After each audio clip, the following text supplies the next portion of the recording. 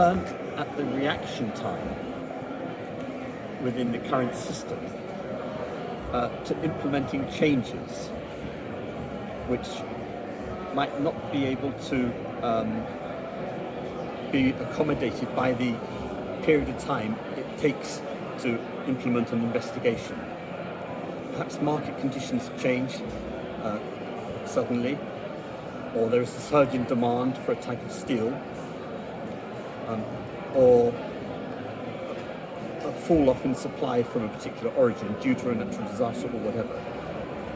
And it's not clear how the Trade Remedies Authority can respond quickly to a sudden change in the market like that.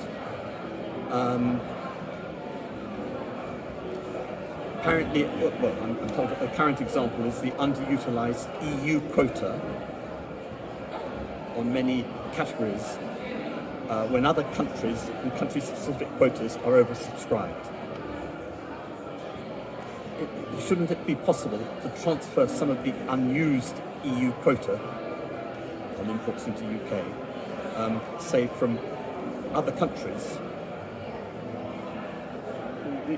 say to other countries, the origin of other countries, keep it so that the overall quota-free volume stays unchanged.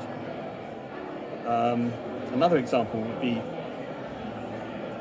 if a mill were to import significant quantities of a particular type of steel from the other countries area on a regular basis. This would block, perhaps, the traditional import chain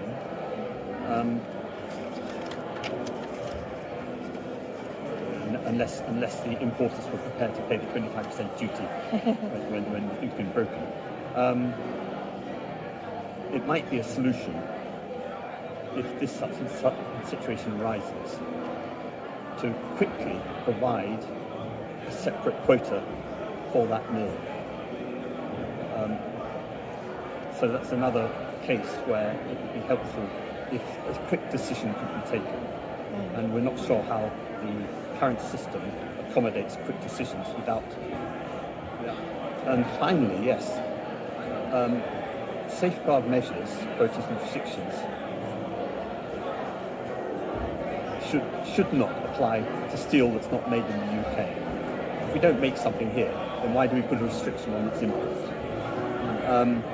When the safeguard measures were transitioned from the EU to the UK, 19 products were transitioned, but for, I think it was 7 additional categories where there was no UK production, the safeguard measures were not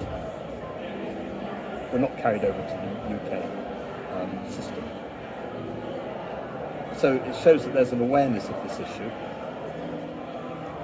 but it does seem to be the case that there are some types of steel, particularly within this one category, category 1, non-alloy and other alloy hot-rolled sheets and strip steel.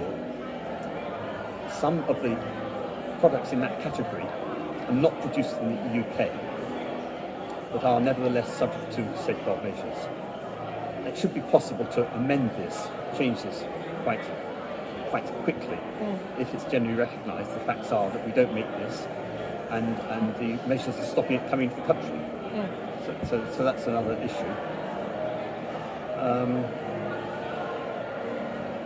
So it's just the need for the ability to take speedy decisions when the trade remedies are not working as they should be. I guess that's what I'm saying.